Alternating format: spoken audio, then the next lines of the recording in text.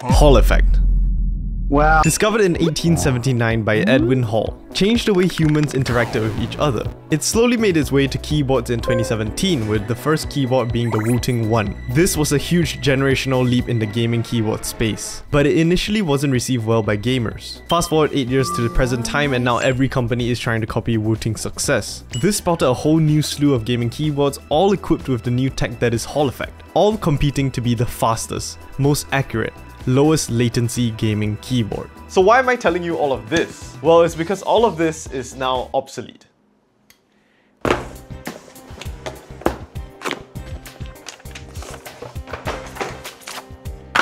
This is TMR, the new kid on the block. So this keyboard uses TMR sensors, which is slightly different than Hall effect. And no, this video is not sponsored, I bought this keyboard myself. And I also bought the Hall effect version. So we'll be doing a one-to-one comparison between Hall effect and TMR sensors. So before I show you all the benefits and side effects of TMR, we first have to answer the question, who is TMR? TMR sensors, also known as tunneling magnetoresistance sensors, performs just like a Hall effect sensor, but more accurate and requires less power. Hall effect sensors are what we use in Hall effect keyboards, hence the name. They're using keyboards like the Wooting 60HE, a cult classic, quite literally. Although great and also was a generational leap for the keyboard scene, pales in comparison to TMR sensors. So a bit more about Hall effect. How a Hall effect sensor works is that it detects the changes in magnetic field around it by detecting the voltage change in the electrons when it's deflected off the conductor in the sensor. So they're really sensitive, but only in a linear axis. Oh my god, I did it! Oh, let's go, FC, let's go. Hall effect sensors are not effective at detecting magnetic changes when it's not of the sensing axis.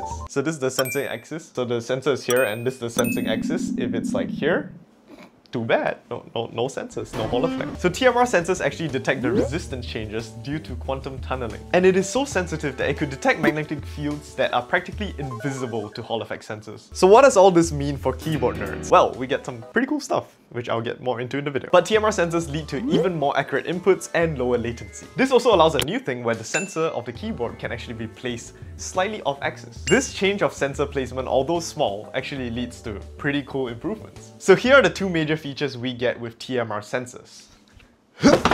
You might have noticed this TMR board has traditional hot swap sockets. Hall effect keyboards need their Hall effect sensor to be in the center of the switch. Like I explained the whole axis thing, and if it's off axis, they can't detect the switch. But for TMR boards, this is no longer the case. And having the sensor off to the side leaves the space for a traditional switch to fit in that spot. And thus having hot swap sockets in tandem with Hall effect. Well, I mean TMR in this case. And that makes this keyboard a hybrid keyboard. And that's one of the features you can get with TMR. Allowing both magnetic switches and traditional switches to work at the same time. For the gamers out there who are buying this keyboard just for the Hall effect features, this is not going to be a significant change. But I personally like the feel and sound of a traditional mechanical switch, at least for non-gaming use. And I've only ever needed the Hall effect features for certain keys like WASD and ANS, if you catch my drift. So with this keyboard, that's all the keys I need to be Hall effect. And I can have a normal sounding keyboard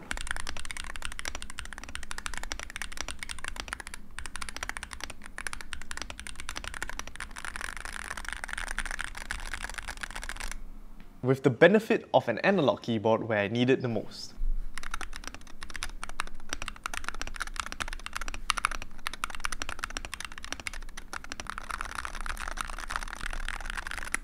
Another feature you get with TMR is wireless keyboards. Wireless keyboards are almost expected in every keyboard nowadays, but the main problem with Hall effect is that it draws too much power, which has been one of the biggest hurdles for wireless Hall effect keyboards. That's why there's no wireless Hall effect Wooting. So far I've only ever seen Asus done a Hall effect wireless keyboard, and also the Fun 60HE. Those keyboards need a big battery because it's not going to work without it. But you might have remembered me mentioning at the start that TMR sensors uses less power. Well, it does. And it uses so little in fact that it is minuscule compared to a Hall effect sensor. And this inherently solves the problem of making a wireless analog keyboard. But does this whole TMR thing come at a hefty price? When Hall effect keyboards were first introduced, it was and sometimes is still expensive. And the worst part about TMR is that it costs even more to manufacture than a Hall effect sensor. So would this glorious TMR sensor thing make keyboards cost about like $1,000? Well, I bought this TMR keyboard, the Fun 60 TMR, for $63.49. So no, I doubt that it will come at a huge cost. Unless the company making the keyboard deems it so. So what does this mean mean to the average high IQ gamer? Honestly, you won't be able to feel the difference between this keyboard and a Hall effect keyboard like a Wooting. I've been using the Hall effect version of this keyboard that you've been seeing throughout the video, and I can say it's basically the same thing. So if you already bought a Hall effect keyboard recently or have one right now, you don't need to immediately jump onto this keyboard because it's not that big of a game changer, unless you like the hybrid keyboard. And like I said, as always, if you're buying this for purely gaming and you think that it will make you a better gamer, getting this keyboard or any other TMR keyboard will not improve your skill by a huge difference. If you suck, you still will suck.